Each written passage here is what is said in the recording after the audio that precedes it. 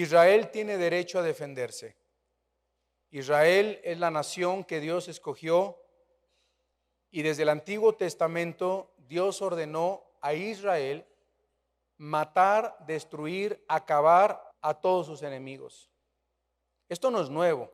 El problema está que en el 2005, cuando Israel, las fuerzas de defensa israelí, le entregaron la franja de Gaza a los palestinos, no a Hamás, a los palestinos. Observen que es diferente. Una cosa es Palestina y otra cosa es Hamás. Sacó a todos los judíos de Palestina y que nunca ha sido Palestina. La tierra le pertenece a Israel desde hace más de 3000 años, cuando Dios le prometió esa tierra a Abraham. Y David estableció su reino en Jerusalén, en Hebrón, Jerusalén, y esa tierra siempre ha sido de Israel hasta que fueron sacados violentamente y en 1948 no se les regaló la tierra, les regresaron su tierra. Esa tierra le pertenece bíblicamente a Israel, históricamente hablando, geográficamente hablando, bíblicamente hablando, por derecho hablando, es la tierra de Israel. Pero se levantó un grupo que se llama Hamás, un grupo violento, un grupo desalmado, un grupo terrorista que tiene en su artículo constitucional, creo que es el 27, que dice matar, destruir, apuñalar, erradicar y sacar a los judíos, violar a sus mujeres y quemarlos vivos. Esa es su doctrina. Hamás enseña, como los libros de texto que ahorita se están difundiendo de la SEP, Hamás enseña a los niños desde los 5 años de edad a odiar a los judíos. ¿Sabía usted? A odiarlos, a matarlos. Niños de 7, 8 años de edad, véanlo en mi canal de Telegram, lo he subido. Niños de 7, 8 años que su objetivo en la vida es matar a un judío. De 7 años, nunca han matado ni una rata y quieren matar un judío. Pero esa es la ideología, ese es el adoctrinamiento. Ha opresionado a su pueblo. Palestina no están felices con Hamás, los palestinos, muchos de ellos son buena onda, buenas gentes, han sido nuestros choferes cuando vamos a Israel, palestinos, son dueños de restaurantes, son tan lindas personas. La guerra de Israel es contra Hamás, no es en contra de Palestina, contra Hamás, y está pidiendo a todos los ciudadanos que abandonen la ciudad porque van a invadir, se van a meter, van a penetrar terrestremente hablando y van a asaltar y van a matar a todo Hamás, los van a sacar de sus cuevas, van a destruir sus cuevas, van a destruir su arsenal, porque no puede ser que sigan con esto desde el 7 de octubre a las 6 de la mañana, que fueron asaltados, masacrados, torturados, violados, asesinados, quemados vivos, familias vivas, y hay más de 200 secuestrados en este momento. Imagínense que Estados Unidos dijera: vamos a matar a todos los mexicanos, vamos a sacarlos de su territorio, porque queremos tener a México, porque hay tanto gringo viviendo en México, ahora les pertenece a nosotros el territorio mexicano.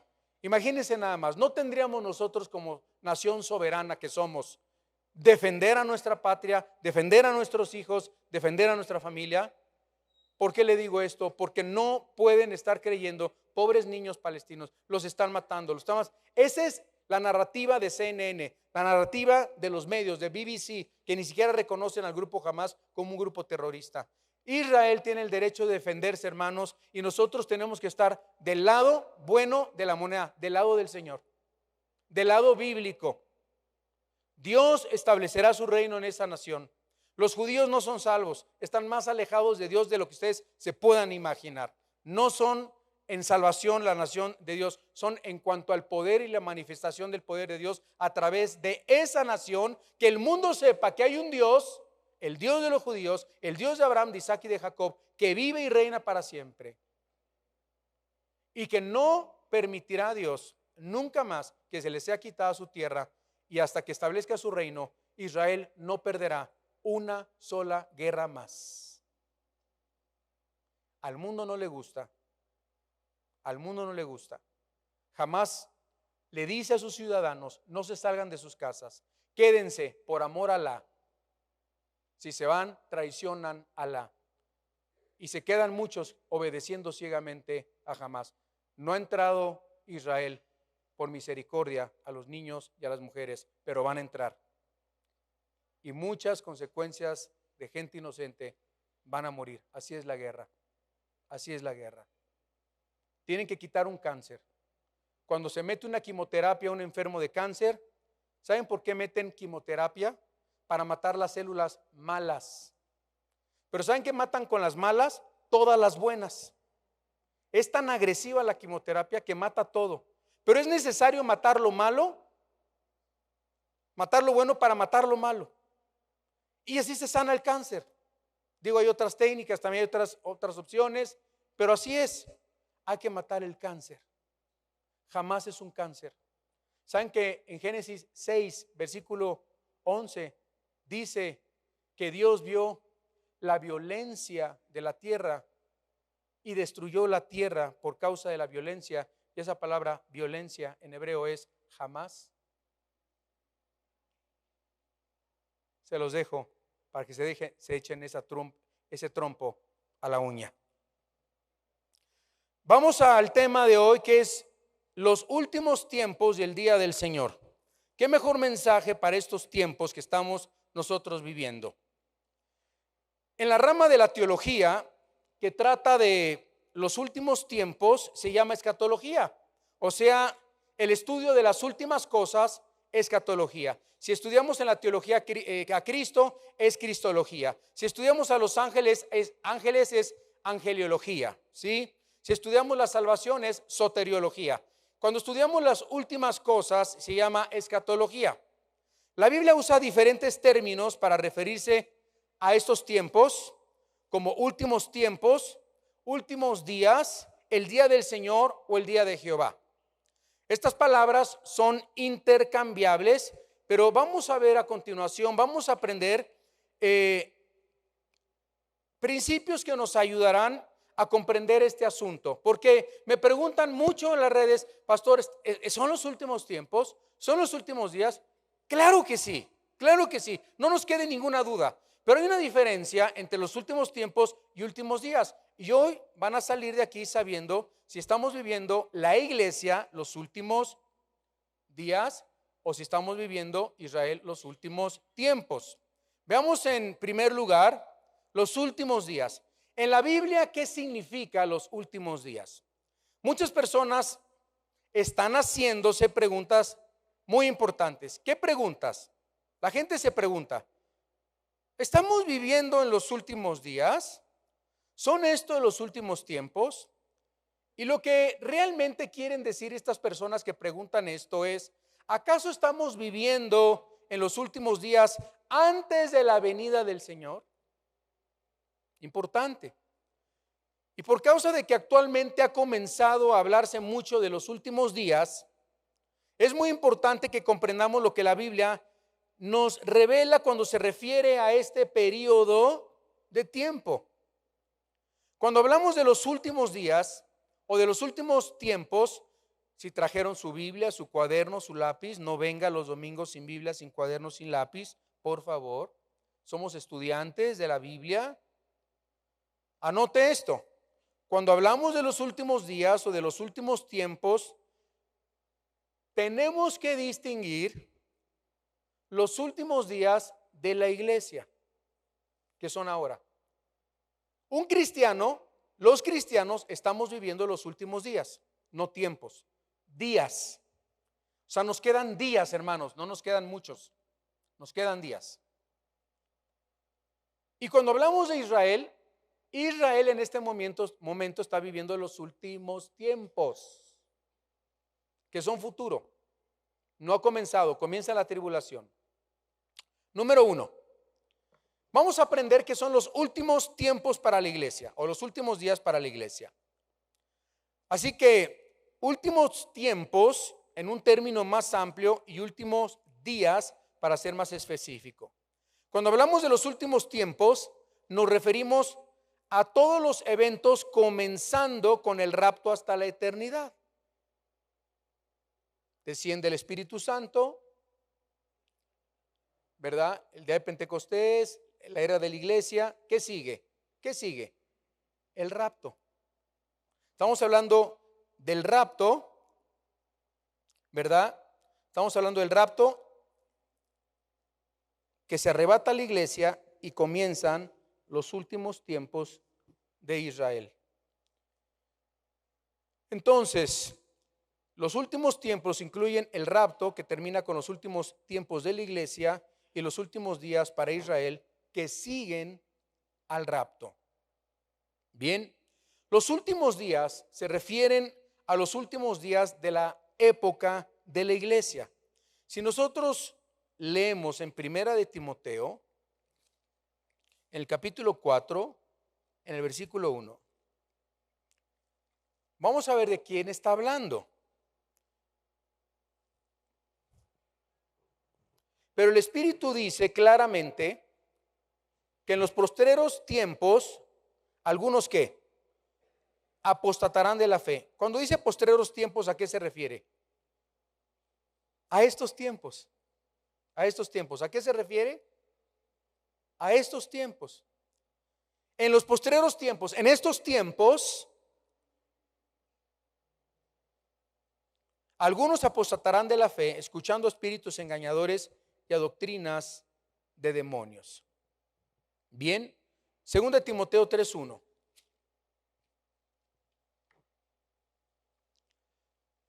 También debes de saber esto, que en estos tiempos, hoy, en estos tiempos, vendrán tiempos que peligrosos. Hoy estamos viviendo tiempos peligrosos. ¿Verdad que sí? Sí. Segunda de Pedro 3:3.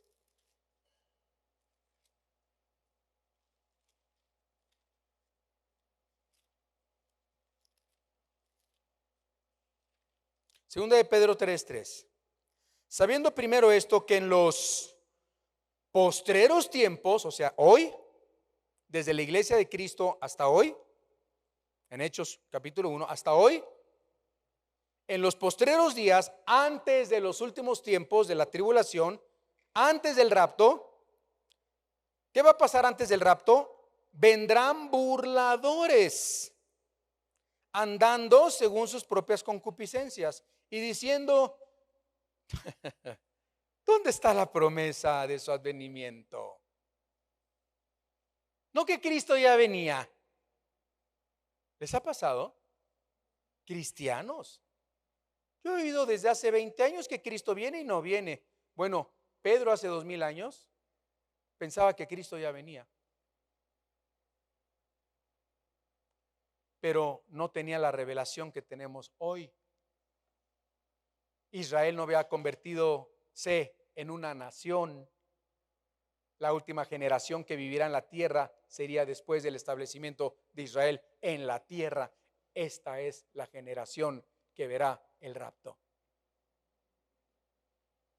Amén. ¿Se va a ir o se va a quedar?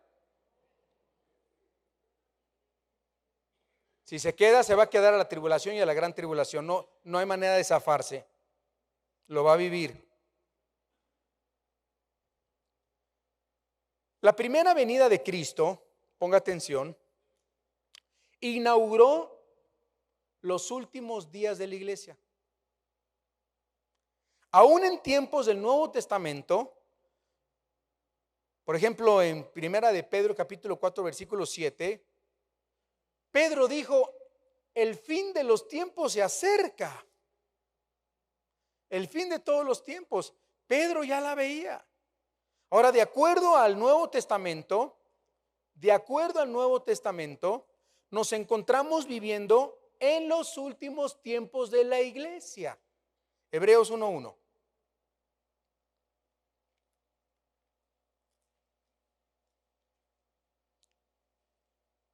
Hebreos 1:1 y versículo 2.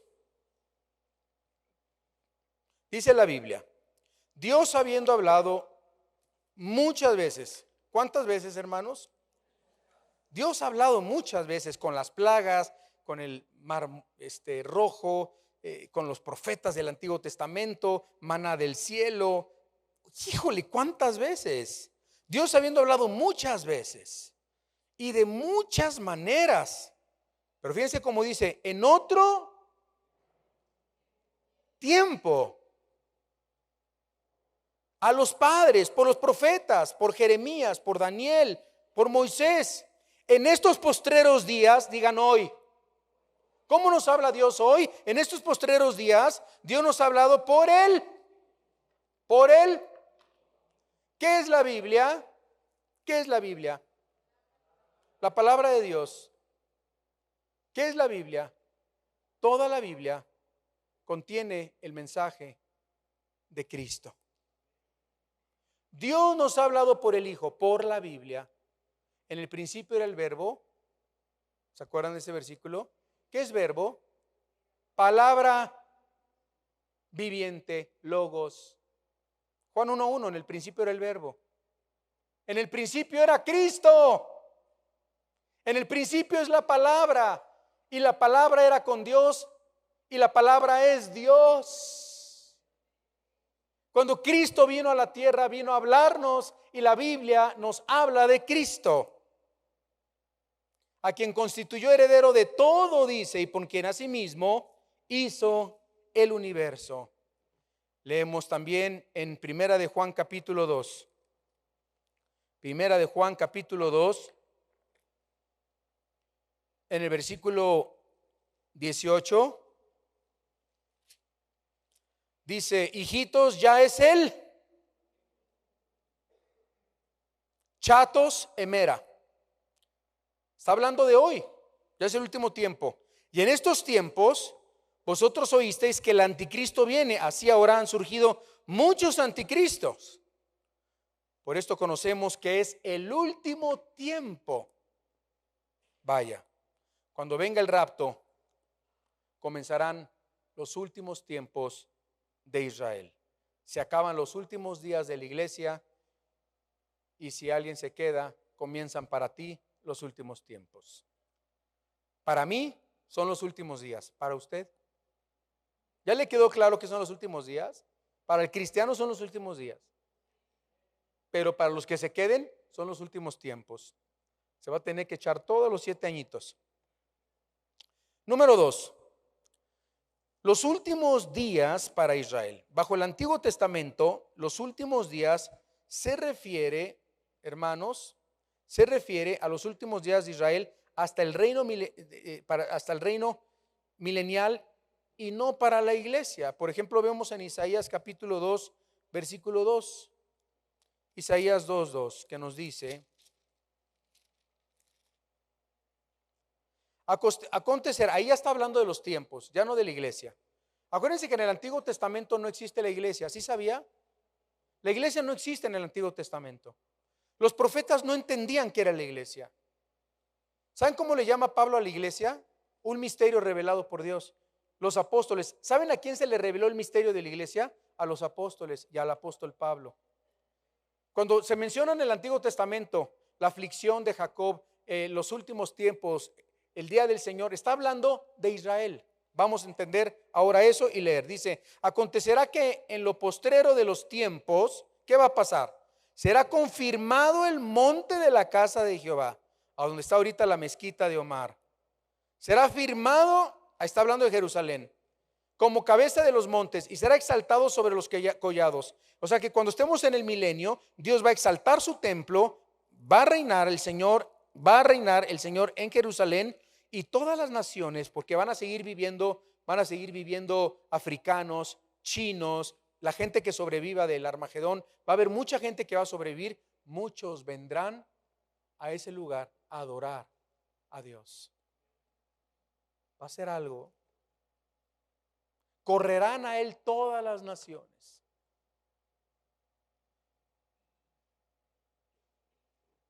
Póngase el cuadro en la mente. Jeremías 30:24.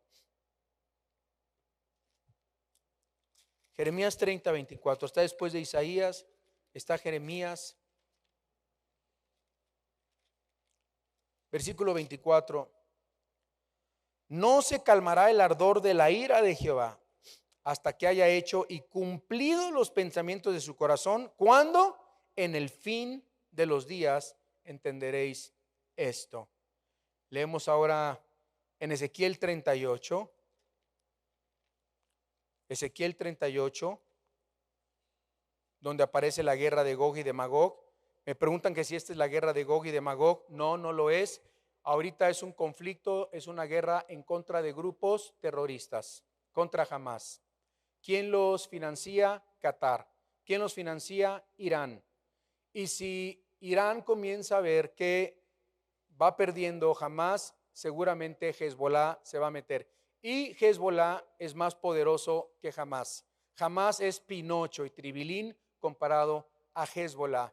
Y si Hezbollah se mete, seguramente Israel va a bombardear Líbano, va a acabar con Damasco. Isaías capítulo 17. Y si se involucra Irán, y que ahorita no quiere decir Putin, porque las veces que ha hablado Putin es que es injusto que estén bombardeando Palestina, yo le diría a Putin, pero si hello. O sea, es el que menos tiene que opinar y hablar. El que menos. Y se mete Irán, y se mete China, y se mete Rusia. Esta guerra, hermanos, de aquí en adelante, esto ya no va a acabar. Yo siento, no va a acabar. Aquí se va a desatar todo el panorama profético, empezando por esto que estamos viendo desde el 7 de octubre. Esto no va a parar. Viene la guerra de Gog y de Magog. Y cuando venga la guerra de Gog y de Magog, en el versículo 8 del capítulo 38 de Ezequiel nos dice: de aquí a muchos días serás visitado, al cabo de años vendrás a la tierra salvada de la espada, recogida de muchos pueblos, y los montes de Israel, que siempre fueron una desolación, más fue sacada de las naciones, y todos ellos morarán confiadamente. Después de la guerra de Gog y de Magog viene un tiempo de mucha paz, mucha tranquilidad. Los niños, ahorita ya los israelíes ya no tienen paz. Vivían, los niños jugaban en las calles, las mamás salían a las casas. Ahorita hay una incertidumbre, hay sirenas por todos lados, se tienen que meter a los búnkers. Hace 50 años no pasaba esto. Era una ciudad tranquila, feliz, normal, próspera. Están en situación de guerra y van a seguir así hasta que no termine esto. Y después de la guerra de Gog y de Magog, se profetiza en la Biblia que vendrá un tiempo donde serán otra vez paz, calma, anticristo. Vean el versículo 16, dice del capítulo 38: y subirás contra mi pueblo Israel como nublado para cubrir la tierra. Será al cabo de los días, y te traeré sobre mi tierra para que las naciones me conozcan cuando sea santificado en ti, oh Gog, delante de tus ojos. Versículo 16 del capítulo 38. Y finalmente vemos Miqueas capítulo 4 en el versículo 1. Miqueas 4:1, y dice: en los últimos tiempos de Israel, acontecerá en los postreros tiempos, Israel, que el monte de la casa de Jehová otra vez será establecido como cabecera de montes y más alto que los collados, y correrán a él los pueblos. Para los profetas del Antiguo Testamento, amados, la época de la iglesia fue un misterio. ¿Cómo lo sabemos? Si leemos nosotros Efesios en el capítulo 3,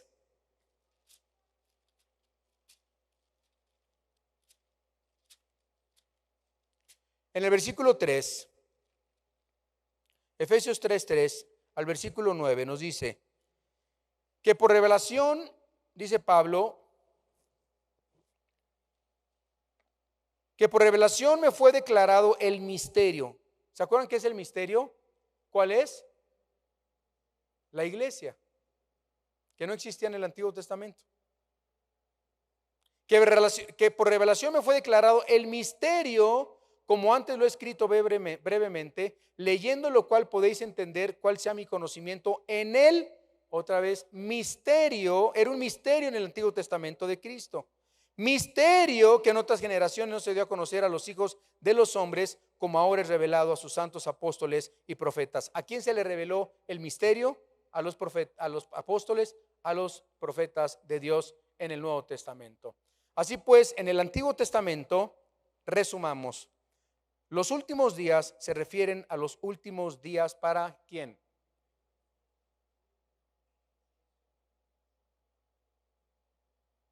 Para Israel, los cuales son los 7 años de la tribulación, culminando con la segunda venida de Jesús. Los últimos días son tribulación, fíjense, los últimos días para Israel son tribulación, medio, gran tribulación, milenio, cielos nuevos y tierra nueva. Son los acontecimientos que vienen. Si nosotros hiciéramos una comparación, no sé si se tenga la gráfica ahí, la podemos ver.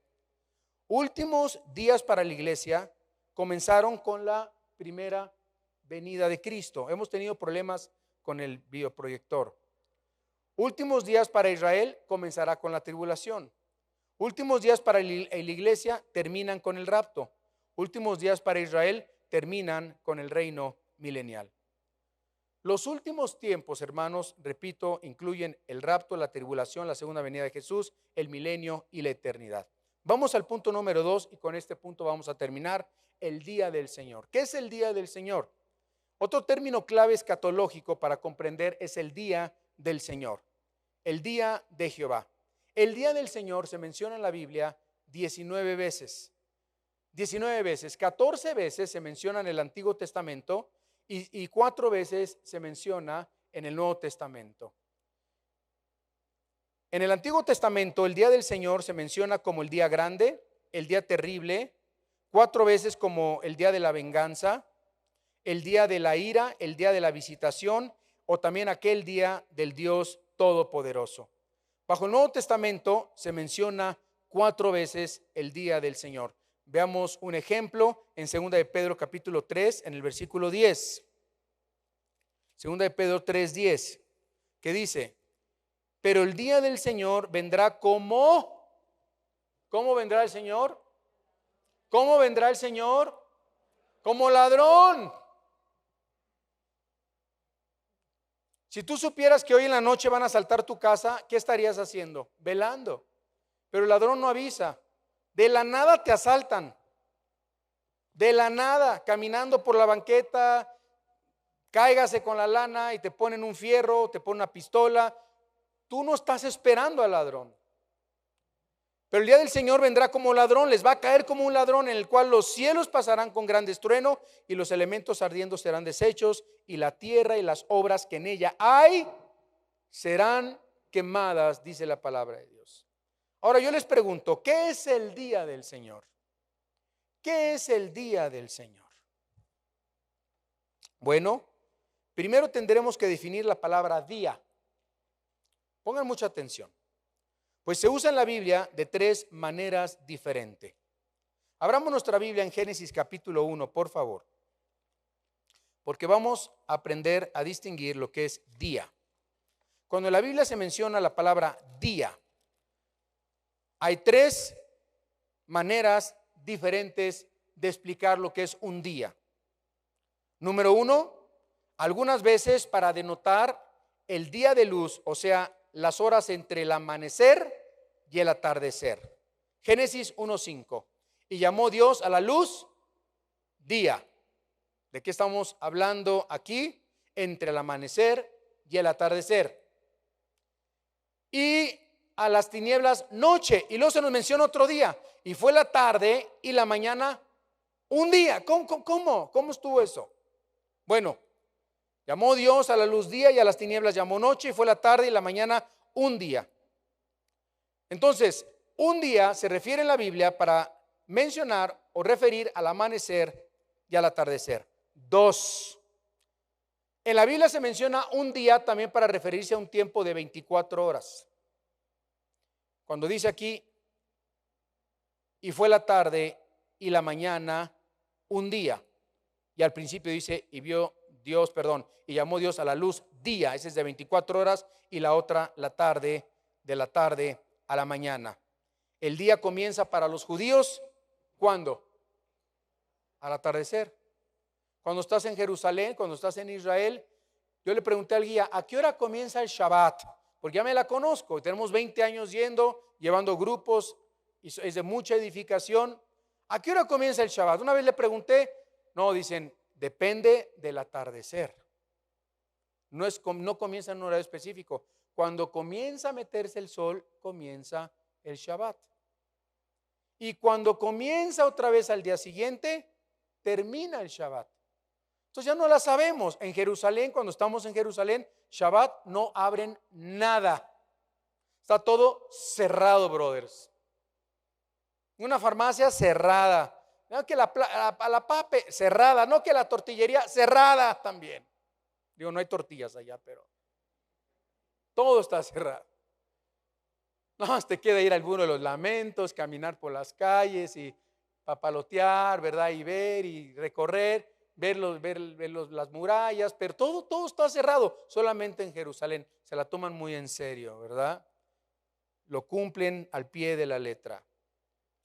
Y luego tenemos en Génesis capítulo 2, versículo 4, la mención de día que dice: estos son los orígenes de los cielos y de la tierra cuando fueron creados. El día, aquí el día nos está hablando de un tiempo, hermanos, no específico de tiempo. Sabemos que aquí un día se nos menciona como del amanecer a la mañana, otro de 24 horas, pero aquí el día de Génesis 2:4 es un periodo indefinido de tiempo. Cuando se habla del día del Señor, no es un día de 24 horas, no es un día del amanecer al atardecer, se está refiriendo a un tiempo indefinido. Veamos lo que dice 1 Tesalonicenses 5, del 1 al 4. Dice, pero acerca, voy a esperar que lo busquen. 1 Tesalonicenses 5, del 1 al 4, dice, ¿ya lo encontró? Diga amén. No los oigo, amén. Ya lo encontró, bien. Pero acerca de los cronos, espacio de tiempo, ahí está otra vez, no 24 horas, hermanos. Pero acerca de los tiempos y de las ocasiones, no tenéis necesidad, hermanos, de que yo os escriba, porque vosotros sabéis perfectamente que el día del Señor vendrá así como ladrón en la noche. Aquí ya no está hablando del rapto, aquí está hablando de la segunda venida de Cristo. Por eso no sabemos el día, nadie sabe el día ni la hora cuando venga Cristo. Bien, que cuando digan paz, ¿se acuerdan que les dije que iba a haber paz en Israel? Cuando digan paz, seguridad, entonces vendrá sobre ellos destrucción repentina como los dolores a la mujer encinta. O sea, estos Six Flags, lo que acaba de pasar, es Six Flags comparado a lo que les va a pasar.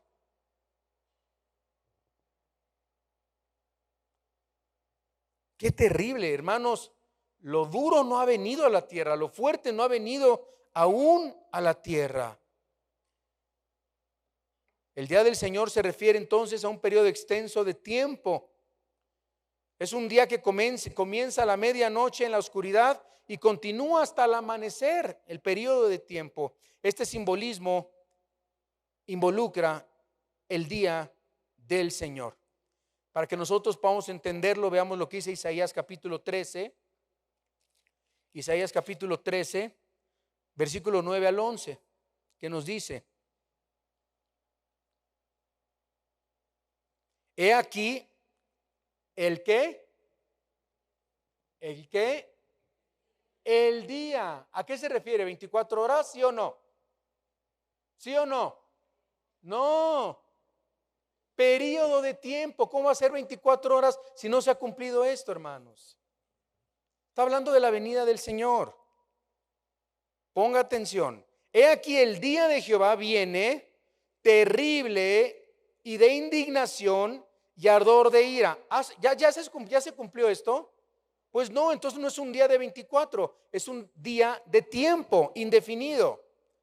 Para convertir la tierra en soledad y raer de ella a los pecadores, por lo cual las estrellas de los cielos y los luceros no darán su luz. ¿Eso ya se cumplió? No. ¿Cuándo se va a cumplir? En la gran tribulación, durante la gran tribulación. Y el sol se oscurecerá, no fue el eclipse de ayer tampoco. Y la luna no dará su resplandor, y castigaré al mundo por su maldad y a los impíos por su iniquidad, y haré que cese la arrogancia de los soberbios y abatiré la altivez de los fuertes. Este tremendo pasaje describe un juicio dramático que se manifestará en el mundo físico, hermanos, y que interferirá con la luz del sol, con la luna, con las estrellas dejarán de brillar, el sol dejará de brillar. Dios aplastará el orgullo de los soberbios. Se acabará la soberbia, se acabará el orgullo, hermanos. Dios tratará con todos estos hombres. Pero también se describe al día del Señor no solamente de ira, no solamente de juicio. También la Biblia nos dice que el día de Jehová va a ser un día de mucho júbilo. Vea lo que dice Sofonías capítulo 3, versículo 14. Sofonías 3, 14. Sí está en la Biblia Sofonías, no es apócrifo. Creo que nadie, bueno, muchos en su vida habían abierto el libro de Sofonías. Sofonías 3:14 dice: esto que vamos a leer va a suceder en aquel día, en el día del Señor. Mientras unos sufren, otros se gozan. Vean que dice: canta, oh hija de Sión, da voces de júbilo. Fíjense: oh Israel, gózate y regocíjate de todo corazón, hija de Jerusalén. Jehová ha apartado tus juicios. Ya se acabó el juicio, ya se acabó la gran tribulación. Ha echado fuera tus enemigos. Jehová ahora es Rey de Israel en medio de ti. Nunca más verás el mal.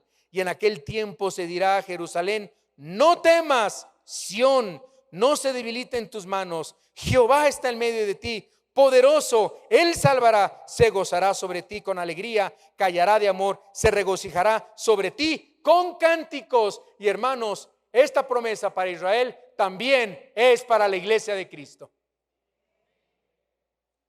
Amén. Gózate. Nosotros no veremos eso, no lo viviremos. Vendremos a gozarnos. Jesucristo apartará los juicios, echará fuera a los enemigos. Jehová será el Rey de Israel. Viviremos con el Señor en Israel, 1000 años en Israel con el Señor, y eternamente y para siempre. Joel capítulo 3, versículo 14. Está antes de Sofonías, tampoco es apócrifo. Joel capítulo 3, versículo 14, que dice: muchos pueblos en el valle de la decisión, porque cercano está el día de Jehová en el valle de la decisión. ¿Y qué va a pasar? El sol y la luna se oscurecerán, y las estrellas retraerán su esplendor, y Jehová rugirá desde Sión, y dará su voz desde Jerusalén, y temblarán los cielos y la tierra, pero Jehová será la esperanza de su pueblo y la fortaleza de los hijos de Israel. Aleluya. Y conoceréis que yo soy Jehová, vuestro Dios, que habito en Sión. Esto es en Jerusalén, hermanos. Mi santo monte, y Jerusalén será santa, y nunca más, jamás, ni Hezbolá ni nadie extraños no pasarán por ella.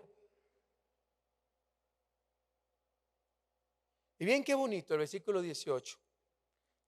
No es el tema, pero me encanta seguir leyendo. Sucederá que en aquel tiempo que los montes destilarán mosto. Ahí vamos a vivir. Y los collados fluirán leche. Digo, no leche de vaca, hermanos. Leche se habla de la abundancia. Y por todos los arroyos de Judá correrán aguas. Y saldrá una fuente de la casa de Jehová y regará el valle de Sittim. Egipto será destruido y Edom será vuelto en desierto asolado. Edom es Jordania, por cierto. En fin, tremendo. Estos pasajes profetizan las alabanzas y el regocijo de Israel durante el reino milenial en la tierra, donde también con Israel viviremos la iglesia junto a Israel, junto al pueblo de Dios. Y finalmente termino con 2 de Pedro capítulo 3 en el versículo 10.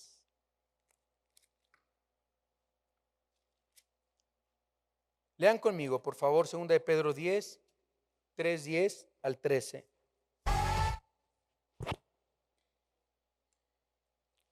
Pero el día del Señor vendrá como ladrón en la noche, en el cual los cielos pasarán con gran estruendo, y los elementos ardiendo serán deshechos, y la tierra y las obras que en ella hay serán ¿qué? Quemadas. Puesto que todas estas cosas han de ser deshechas, ¿qué cosas? El mundo. ¿Cómo no debéis vivir en santa y piadosa manera de vivir? Esperando y apresurándoos para la venida de Dios, en el cual los cielos, ¿qué les va a pasar a los cielos? Se van a quemar. Los cielos se van a quemar, hermanos, serán deshechos, y los elementos siendo quemados se fundirán. Y luego nos dice el versículo 13, pero nosotros, digan yo, si es salvo, diga yo, esperaremos según su promesa cielos nuevos y tierra nueva en los cuales mora la justicia. ¿Qué significa? Que estos cielos que usted ve ya no van a existir. Los planetas que ve ya no van a existir. Regresamos al versículo 10 que nos dice, el día del Señor vendrá como ladrón. ¿Como qué? Como ladrón. Digan, como ladrón. O sea, hermanos, cuando menos se lo esperen, dice la Biblia que pasarán y vendrá un grande.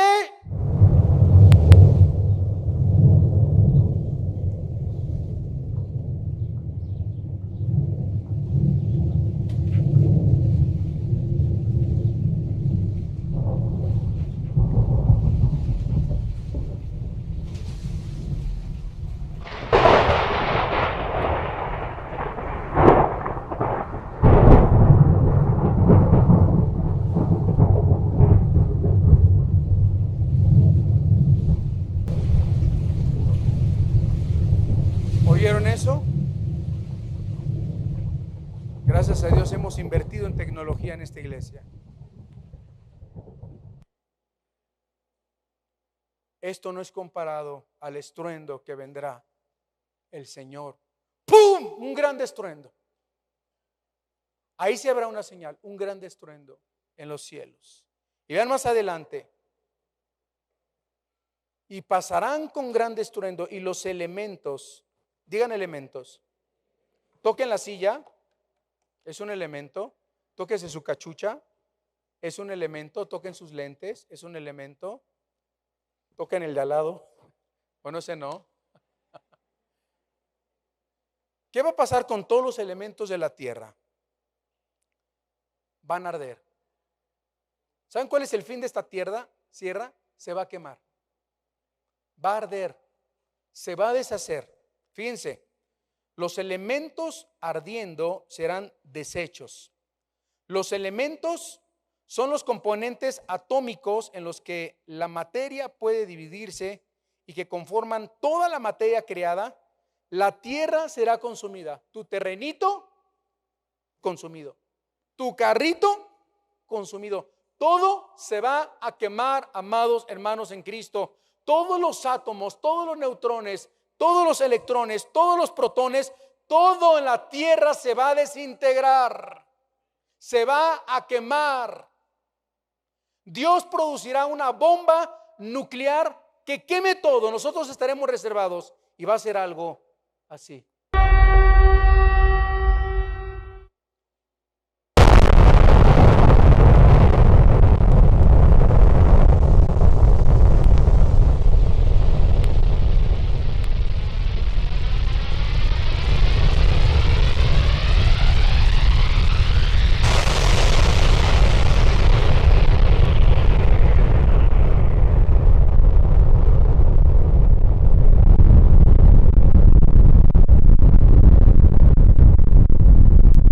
Esto es Pinocho y Tribilín comparado a la bomba del Señor. Dios producirá un desastre nuclear que destruirá todo, hermanos, porque nos esperan cielos nuevos y tierra nueva. Los tiempos de Israel no han terminado. Los días de la iglesia se acaban y el día del Señor se acerca. ¿Estás tú preparado? Cerremos nuestros ojos. Poniendo todos estos pasajes juntos, el día del Señor será el tiempo cuando Dios intervenga directa y dramáticamente en la historia para juzgar o bendecir. La Biblia nos revela que el futuro del día del Señor será un tiempo, un periodo de tiempo que comenzará con los 7 años de la tribulación, a la cual podemos llamarlo la fase del juicio, y que continuará a través del milenio milenial, de Jesús hasta la creación de los cielos y tierra nueva, el cual podemos llamar la fase de bendición. Muy parecido a un día de 24 horas, el día del Señor comenzará con un oscurecer en la tribulación y continuará con el amanecer de la segunda venida de Jesús, hasta la salida de toda la gloria de Dios en el reino milenial.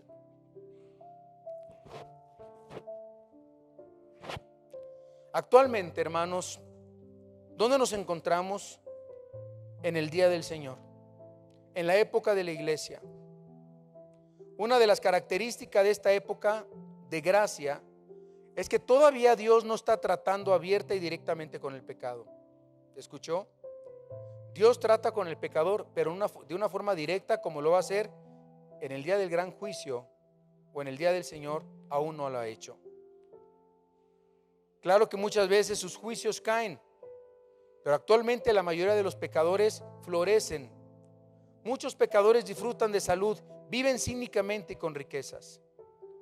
Pero esto se va a terminar. Dios tratará con el pecado, Dios tratará con la inmoralidad. Hermanos, los días están contados. Si tú has dedicado 10 años de tu vida al pecado, 15, 20, seamos sinceros, no estás consagrado. ¿No dice la Biblia, no hemos de andar piadosamente en santidad y en rectitud para con el Señor? ¿No nos dice la Biblia, puesto que vivimos estos tiempos, debamos vivir en temor a Dios? ¿Por qué no le dices a Dios con tu rostro inclinado: Dios, el resto de mis días quiero vivirlos para ti? El dinero se va a quemar, los terrenos se van a quemar. Tanto he trabajado para hacer tanto, me has bendecido, gloria a tu nombre. Pero son días ahora de invertir en tu reino, invertir en la obra, ayudar la obra, evangelizar, predicar los jueves en los hospitales, en los sábados en los hospitales, invertir en el reino de Dios, sembrar en la iglesia, sembrar, ayudar a los que predican el evangelio, a nuestros misioneros. Es tiempo ya de dar más, orar más y consagrarnos más. ¿No quisieras hoy decirle: Dios, me quiero consagrar? Ya no quiero perder el tiempo. Israel está en guerra. Los tiempos se acercan. Cada vez hay más claridad y más luz. Ven pronto, Señor Jesús.